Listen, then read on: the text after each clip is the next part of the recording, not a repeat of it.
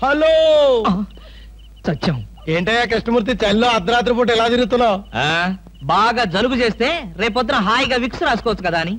నాకు తెలిసినవయ్యా, మీ ఆవిడ మెడపట్టుకుని బయటికి తోస్తుంది. కరెక్టేగా, నువ్వు చూసావుగా. చూసాను కదా. మరైతే ఈ రాత్రికి మీ ఇంట్లో తలదాచుకోనా? అమ్మో ఏలపాట రఘురావయ్య ముందు ఏలేస్తావా? చంపేస్తాను. ఏలంటే గుర్తొచ్చింది.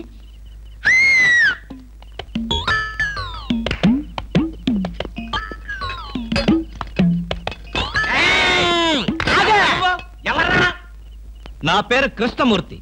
అంతకంటే ప్రస్తుతం డీటెయిల్స్ అనవసరం. అర్ధరాత్రి గేట్ ఎందుకు దూకుతున్నావు? చాలు చాలావయ్యా, పెద్ద పోలీసులు. ఇది మా గేటు, అది మా ఇల్లు.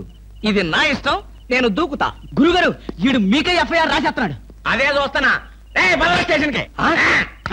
స్టేషన్ కా? ఎందుకు రావాలి నేను స్టేషన్ కి? మాకు నీ మీద అనుమానంగా ఉంది. అనుమానమా? మా ఆవిడకి అనుమానం వచ్చి నన్ను బయటకు పంపింది. మీకు అనుమానం వచ్చి నన్ను లోపలికి తోద్దామనా? నేనెవరినో తెలుసా? పెద్ద ఆఫీసర్ని. కావాలంటే మా ఆవిడని పిలిచి దాన్ని అడుక్కోండి. గురుగారు, ఈయన చూస్తుంటే ఆఫీసర్ లాగా ఉన్నాడండి. నోరు మీరా, టై కట్టుకున్న ప్రతి ఆఫీసర్ దొంగలు రకరకాల వేషాలు వేస్తారు. దొంగనా? No no no no no. దొంగవే. నేను దొంగన కాదు. Don't talk.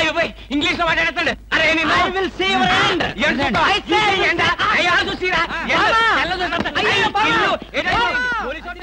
ఇది పోలీస్ స్టేషన్ కాదు. Good morning sir. Good morning sir. ఫోన్లు ఏమైనా వచ్చాయా? ఫోన్లు ఏమి రాలేదు కానీ సార్, రాత్రి ఒక కేడి గేటు దూకుంటుంటే తీసుకొచ్చాను సార్. కొట్టారా?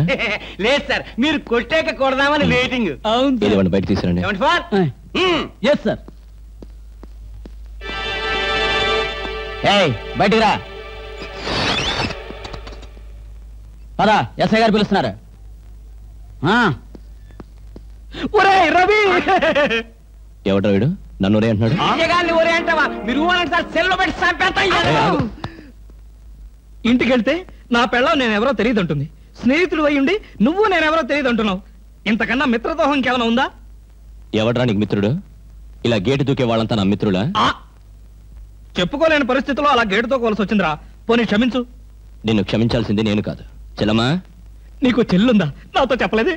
చూడు.